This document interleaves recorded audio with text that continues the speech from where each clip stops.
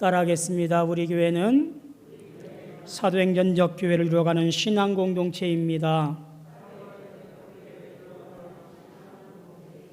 아멘. 성령 충만하여 늘 증인된 삶을 살아가시는 우리 모든 성도 되어지기를 주님의 이름으로 소망하며 축원합니다. 내일부터 사회적 거리두기가 4단계로 격상됩니다. 조금 당황스러울 수밖에 없는 조치인 것 같습니다. 때문에 교회는 2주간 동안 또다시 비대면으로 영상으로 전면 드려야 되는 상황이 되었습니다. 2주 안에 끝나면 참 좋겠는데 그러지 않을 경우가 더욱더 곤란한 경우가 되겠지요. 우리 성도님들 기도하시면서 이 어려운 때를 잘 이겨낼 수 있도록 본이 되어주시고 모범이 되어주시기를 부탁을 드립니다. 오늘을 살아가는 많은 사람들이 살아가는 이유가 다양하지요. 어쩔 수 없이 살아가는 사람은 인생은 엄밀히 말해 없습니다. 인생이 쓴 혹은 달든 혹은 이유가 거창하든 그렇지 않든 인생을 살아가는 많은 이유들을 갖고 우리는 살아가요. 톨스토이가 그의 행복론에서 이렇게 말을 하더라고요. 인간의 생활은 행복에 대한 희구이며 행복은 신의 사랑으로 선한 목적을 향하여 힘쓸 때에 얻을 수 있다 라고 고백합니다. 사람이 살아가는 이유는 행복을 추구하는 것인데 신의 사랑으로 그 목적지를 향해 갈 때에 결과는 달라질 수 있다 라고 말하는 것이겠지요. 세상 사람들도 이 행복을 향해서 살아가는 이유를 가지고 오늘도 그렇게 여러 가지로 분주하게 살아갑니다. 자, 그러면 예수 믿는 사람들, 여러분들은 살아가는 이유가 무엇일까요? 돈 버는 것, 땅 넓히는 것, 떵떵거리는 것, 혹은 어깨에 힘주고 좀 거들먹거리는 것, 이런 것들은 하늘에 속한 사람들이 살아가야 할 이유가 절대로 아니지요. 우리 인생의 삶의 이유와 올바로 방향을 정하고 그 길로 나아가야 되는 것, 그것이 우리 믿는 사람들 성도의 삶의 지혜이고 삶의 모습이에요. 오늘 그 모습을 에베소서를 통해서 함께 찾아보고 그리고 그렇게 살아가기로 결단하기를 원합니다. 자, 에베소서라고 하는 이 지역은요, 에베소라고 하는 지역은 로마 제국 당시에 아주 주요한 도시, 거점 도시가 뭐냐면 이 에베소 지역이었습니다. 항구 도시였기 때문에 무역로가 교차하는 지리적 위치 때문에 아주 주요한 로마의 주요한 도시 중에 하나였습니다. 지금의 터키 서부 해안 지역에 해당되어지는데요. 특별히 여기에는 7대 불가사의라고 말하고 있는 이 아데미 신전, 오늘로 말하면 비너스 신전이 아주 위용을 자랑하면서 서 있어요.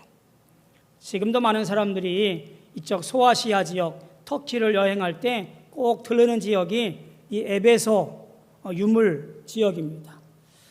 주변에 많은 숙소들이 있고 또 기념품들이 있어서 사람들의 왕래가 많은 지역, 그것이 지금 에베소 지역입니다. 물론 항구는 이제 찾아볼 수가 없어요. 퇴적되어지고 많이 좀 내륙 쪽으로 들어와 있는 형태이기 때문에 좀 다르게 보입니다.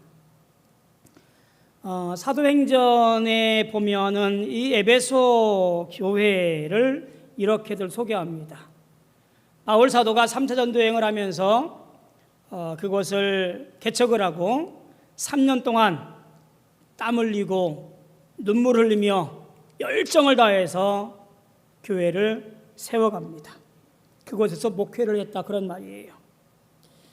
다른 어떤 도시보다도 오랜 기간 동안 머물러 있으면서 말씀으로 잘 합니다. 그리고 이후에는 영적 아들인 디모데를 보내어서 말씀을 가르치고 이끌도록 해요. 그러니까 바울의 영적 영향력 아래에 쭉 놓여있던 것이 에베소 교회예요. 에베소서에 바울 사도가 있으면서 참 많은 일들이 있었음을 보게 되어집니다. 그곳에서 보니까 12명쯤 되는 이 사도 바울의 제자들이 세례받은 곳이 이 에베소 교회이고요. 또 날마다 이 두란노 서원에서 말씀을 전하면서 강론하면서 말씀을 가르치고 또 증거했던 곳, 그것이 에베소 두란노 서원 그 지역이에요. 병을 치료하고 귀신을 쫓아내고 기적을 행했던 것이 이 에베소를 거점으로 많이 행하게 되어집니다. 마술을 행하던 사람들이 바울의 말씀을 듣고 마술책을 다 불사르는 일들이 일어났던 곳, 그것이 또 에베소 지역에서의 일들이에요.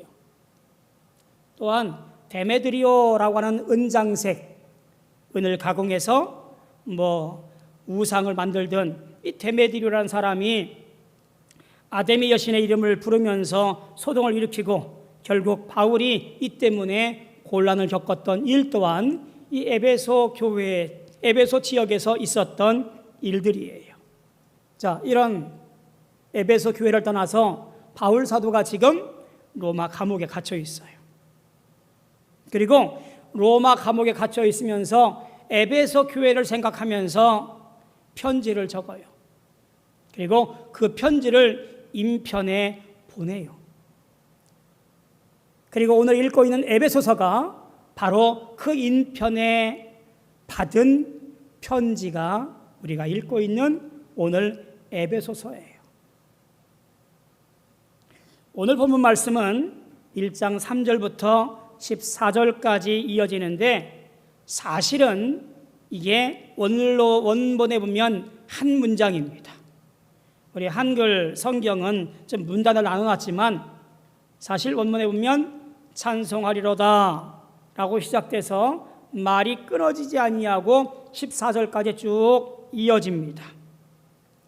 바울은 하나님을 찬송합니다. 그리고 하나님의 은혜에 대해서 고백을 하고 감사드리면서 14절까지 쭉 이어가요. 그리고 맨 마지막에 하나님을 찬송할 것입니다 라고 끝을 내요. 감옥에 갇혀 있으면서 에베소 교인들에게 이 편지를 보내어서 읽게 될 그날을 생각하면서 아마 얼마나 감격에 벅차 있었을까. 찬송이 터지니 거침없이 쉬지 않고 써내려갔다는 말이에요. 우리는 이 말씀 3절부터 14절까지 말씀을 읽으면서 따라가기도 숨이 가쁠 정도인데 바울 사도는 이 편지를 차디찬 로마 감옥에서 썼다고 하니 얼마나 놀라운지 알 수가 없어요. 감옥에 갇혀 있으면서 도대체 무엇이 그렇게 감격스러워서, 무엇이 그렇게 찬송할 것이 있어서 편지를 써가면서 찬송하리로다, 찬송하리로다 이렇게 적어 내려갔을까? 무엇이 그렇게 복이 있어서 하늘에 속한 신령한 복을 얘기할까? 우리는 감히 상상할 수 없는 바울의 인생의 여정을 보게 되어지는 거예요. 세상의 기준으로 보면 지금 바울의 인생은 한마디로 별 볼 일 없는 인생, 감옥에 갇혀서 그저 실패한 인생쯤으로 보이지만 지금 바울은 가슴 벅찬 마음으로 하늘의 신령한 복을 누리며 그 은혜를 한자 한자 적어가며 에베소 교회 교인들도 너희들도 어떠한 일을 당하든지 간에 이 복을 잃지 아니하고 감격과 기쁨으로 살아가라고, 너희들의 인생이 방향이 흔들리지 아니하고 십자가 향하여 주님 향하여 살아가라고 선명하게 드러내 보이고 있는 말씀, 그게 바로 오늘 우리가 읽고 있는 본문의 말씀이에요.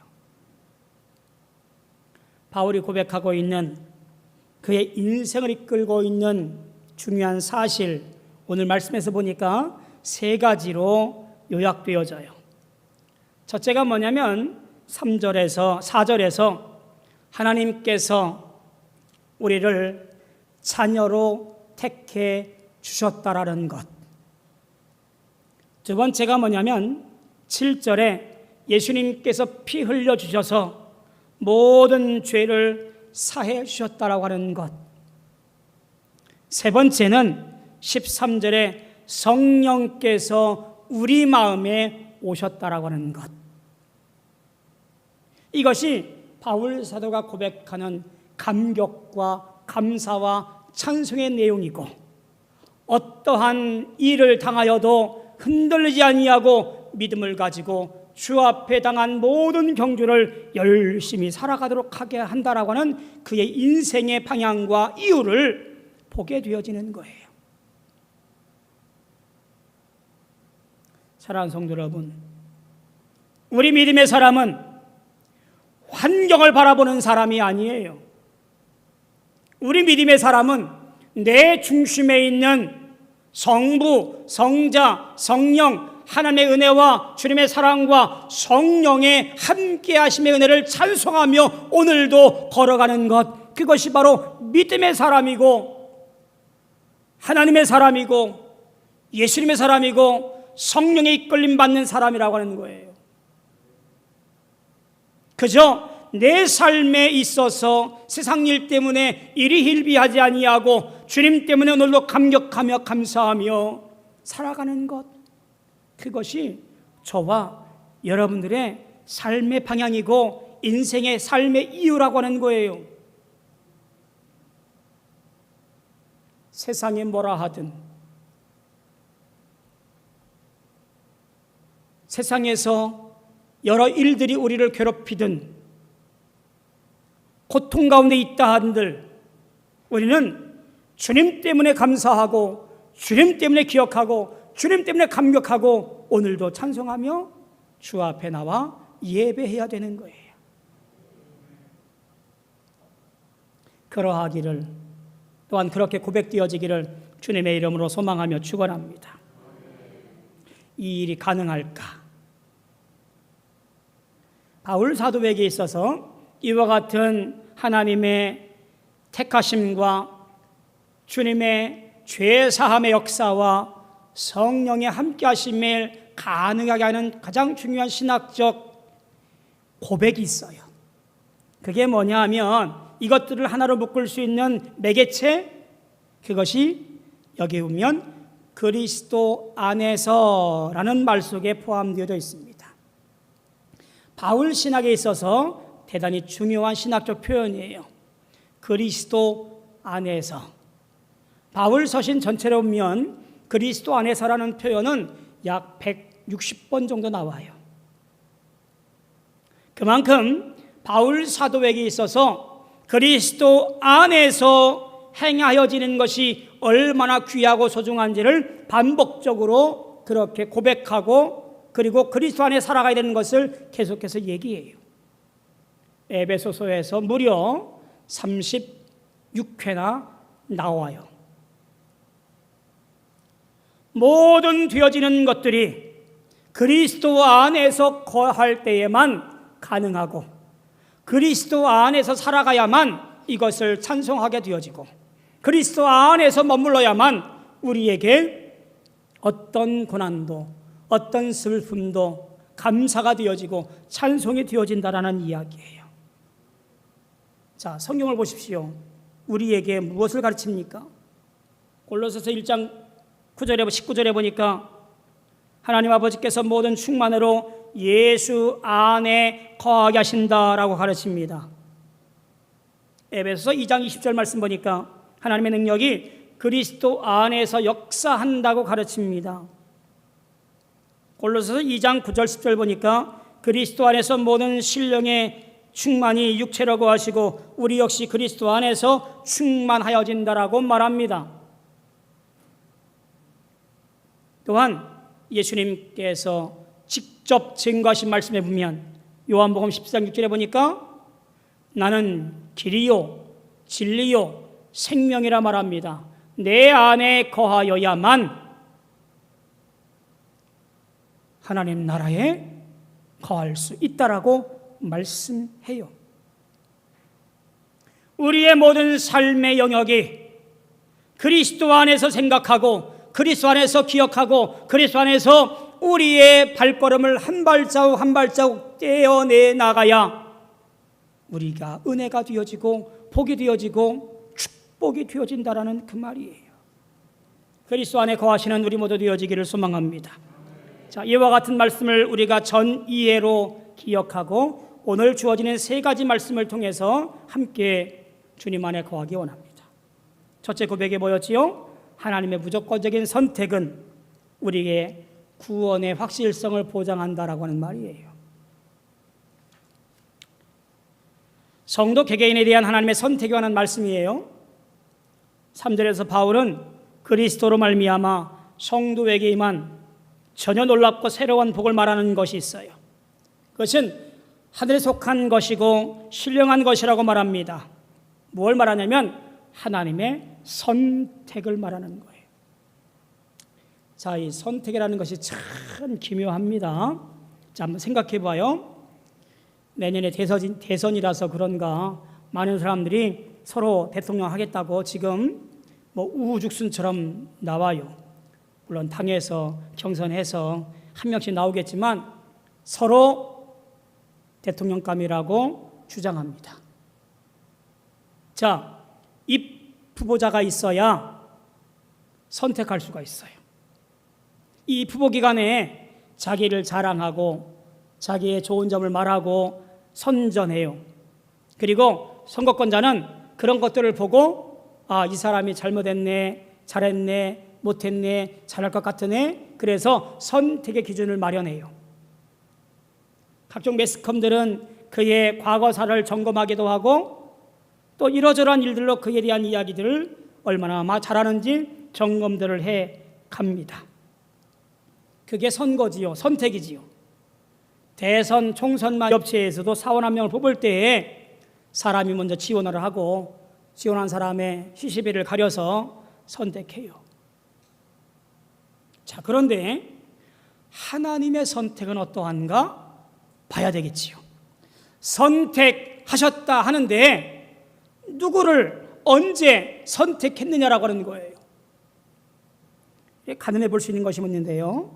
여기 보면 하나님께서 선택하셨는데 언제 선택했는가라고 보면 4절에 창세 전이라고 소개합니다. 예수님께서 사랑의 구속 사역을 완성한 때 이후로가 아니라 믿음의 사람들을 선택한 것은 이미 창세 전이라 그런 거예요.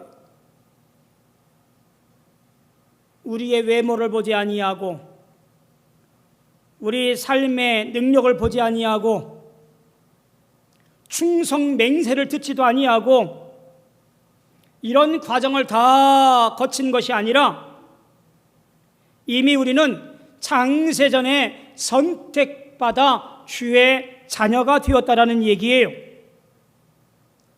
이게 어떻게 가능한지는 잘 모릅니다. 성경에서 말하고 있지 않아요. 그러니 제가 말할 수가 없어요. 그러나 분명히 있었던 일입니다. 잘 알아야 돼요. 자, 지금 사도 바울이 누구에게 이 편지를 보내고 있지요? 예수를 믿지 않는 사람, 그들이 아니에요. 그들은 이 사실을 알 수도 없고요, 알 필요도 없어요. 예수 믿고 구원받아 주님을 구원자로 고백한 성도들에게 이 편지를 보내고 있어요.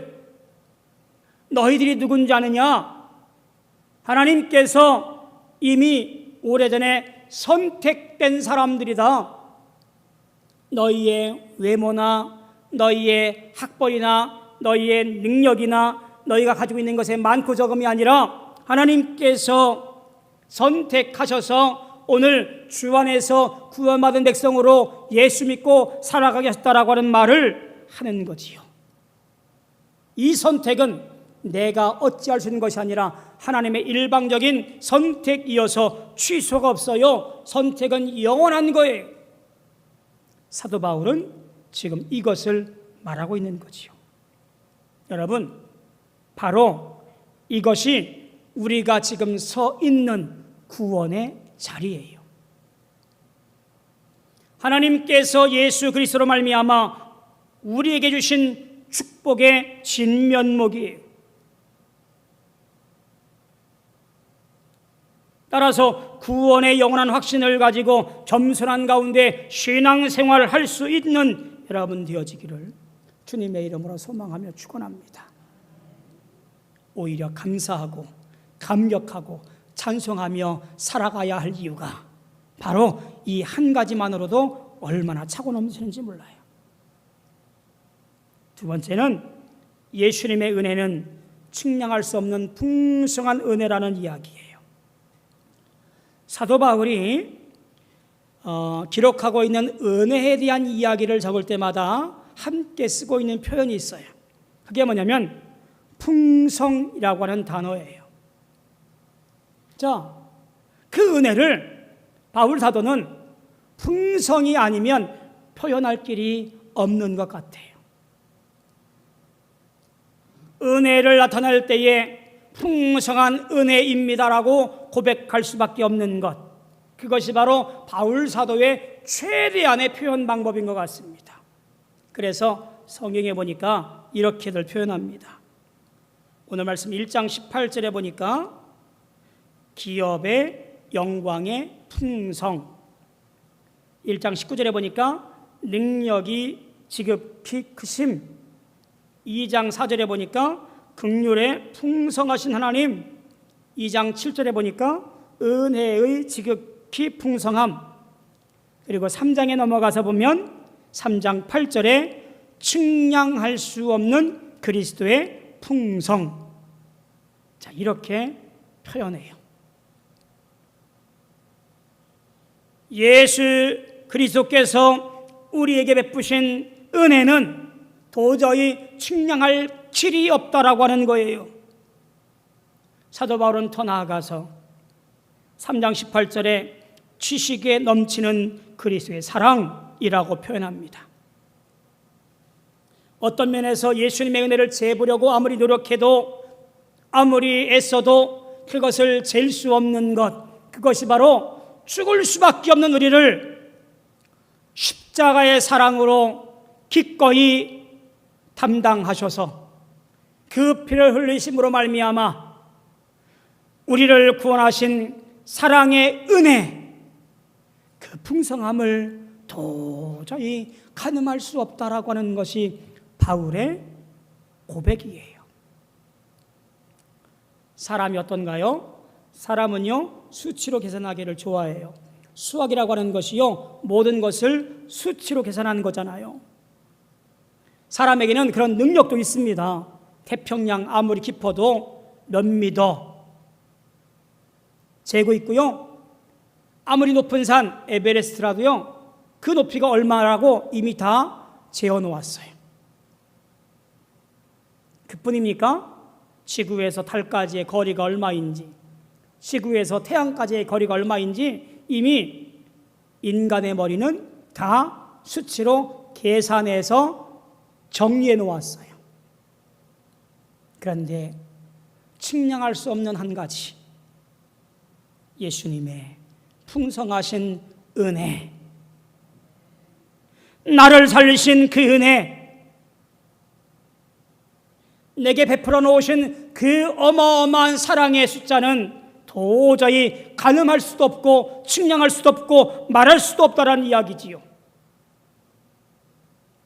비유 가운데 그 한 가지를 살펴볼 수 있어요.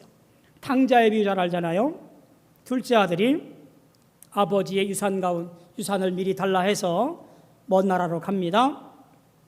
흥청망청 쓰다가 다 탕진하고 결국에는 돼지나 먹는 쥐염 열매를 먹습니다. 그리고 그가 들판에 앉아서 처량하게 이런 말을 합니다. 아버지 집에는, 아버지에게는 양식이 풍족한 일꾼이 얼마나 많은가. 그의 탄식의 소리예요. 이상하잖아요. 아들인데 아버지 재산이 얼마나 많은데 내가 가면 먹고 풍성하지 않을까? 이렇게 말해야 되는데 아버지 집에 있는 품꾼들은 얼마나 풍족한가? 이 비유 속에는 이런 의미가 담겨져 있는 것 같습니다. 아버지 재산은 가늠할 수가 없다라고 하는 거예요. 이미 어마어마해서 나누어주고 베풀어주고 떼어주어도 표시도 안 나는 그 은혜를 갖고 계신 분이 아버지라고 하는 거예요. 내게 주시는 은혜가 풍성하게 임하는 것은 그 아버지의 은혜가 너무나 풍성하고 풍족하여서 내게 주시고 오늘도 공급하시고 오늘도 역사하신다라고 하는 것을 이 이야기 가운데, 비유 가운데 숨겨져 있는 의도를 파악하게 되어집니다. 창세전부터 내게 은혜를 주시어서 오늘도 그 은혜 가운데 살아가도록 함께 하시는 것, 따라서 우리는 영적인 삶을 살아가야 할 이유가 바로 거기에 있다는 얘기예요.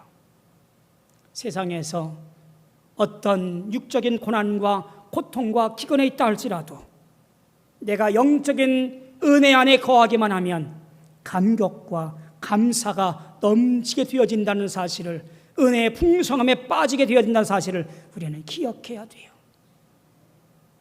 십자가 바라보고 은혜 안에 거하시기를 축복합니다.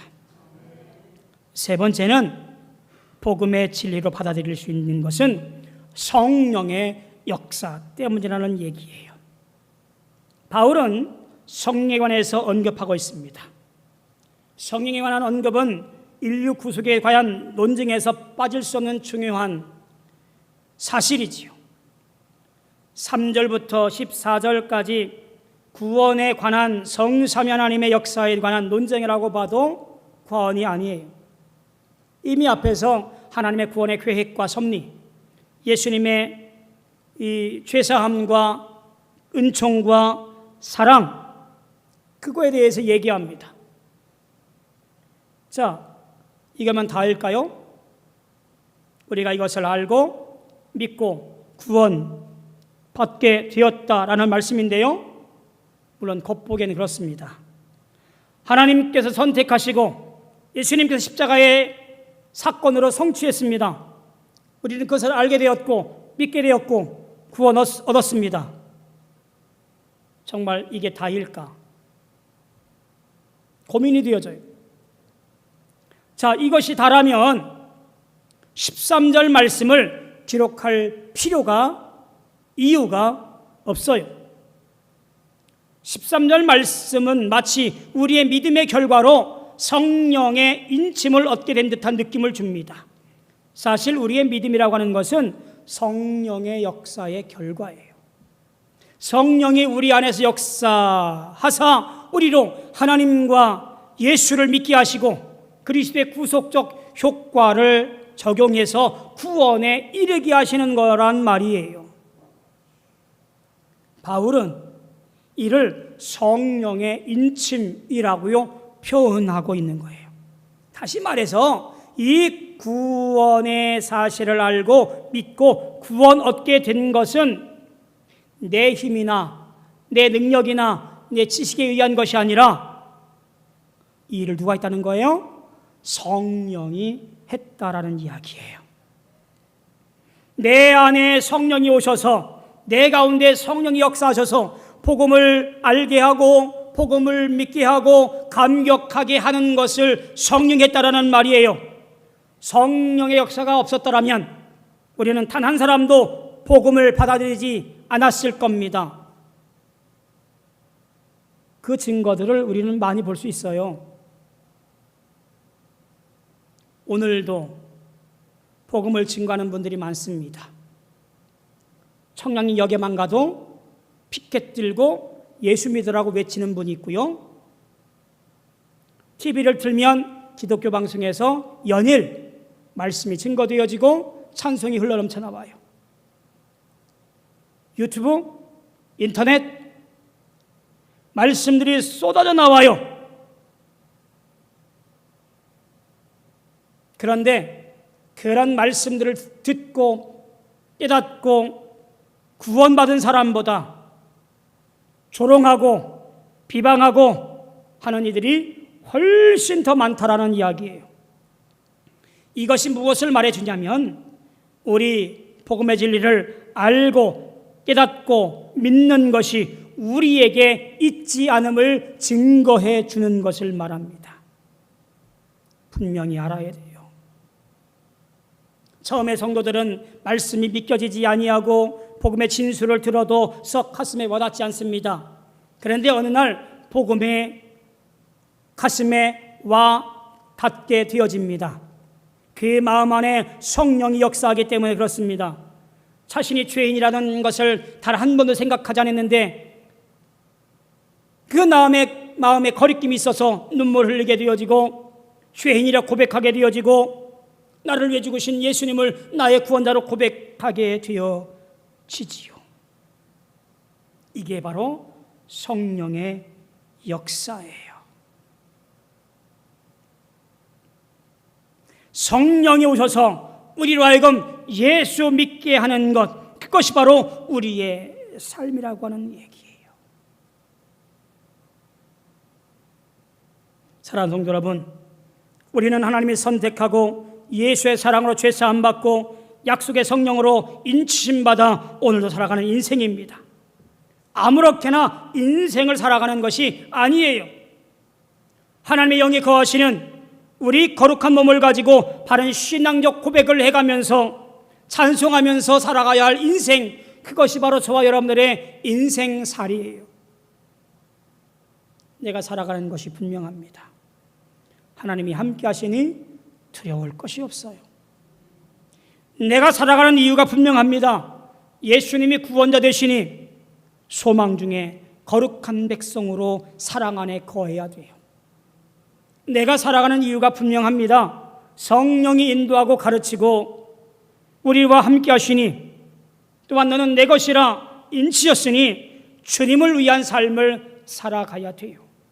이 모든 것이 내게 있기에 오늘 우리는 환경이 어떠하든 하나님께 영광 돌리며 찬송을 하지 않을 수 없는 거예요.